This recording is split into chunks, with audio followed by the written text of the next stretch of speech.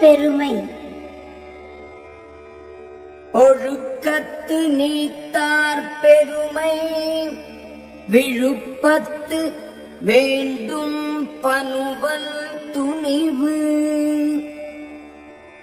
ஒழுக்கத்தில் நிலைத்து நின்று பற்று விட்டவர்களின் பெருமையை சிறந்ததாக போற்றி கூறுவதே நூல்களின் துணிவாகும். துறந்தார் பெருமை துணை கூறின் வையத்து இறந்தாரை எண்ணிக் கொண்டற்று. பற்றுக்களை துறந்தவர்களின் பெருமையை அளந்து கூறுதல் உலகத்தில் இதுவரையில் பிறந்து இறந்தவர்களை எண்ணி கணக்கிடுவதை போன்றது. இருமை வகை தெரிந்து ஈண்டு அறம் பூண்டார் பெருமை பிறங்கிற்று உலகு.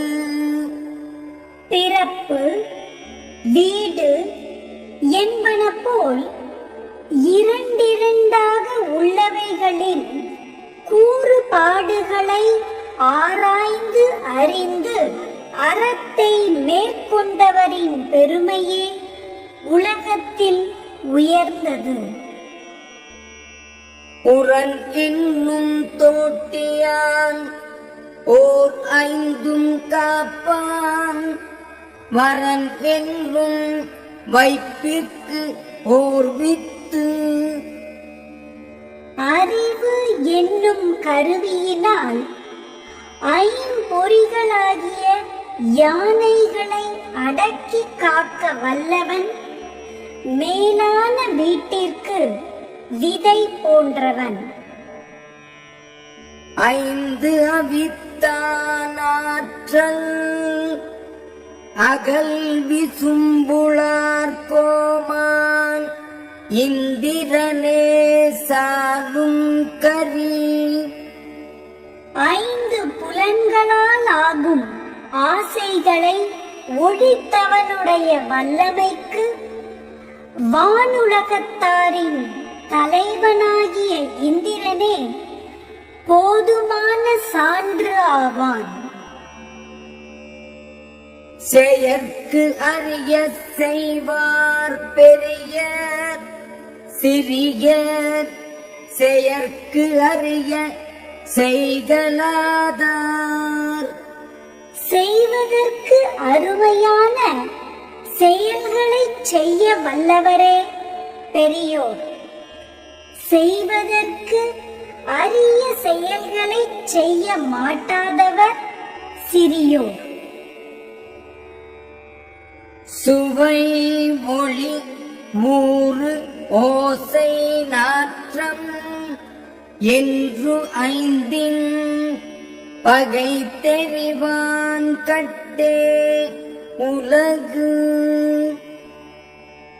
சுவை ஒளி ஊறு ஓசை நாற்றம் என்று சொல்லப்படும் ஐந்தன் வகைகளையும் ஆராய்ந்து அறிய வல்லவனுடைய அறிவில் உள்ளது உலகம்.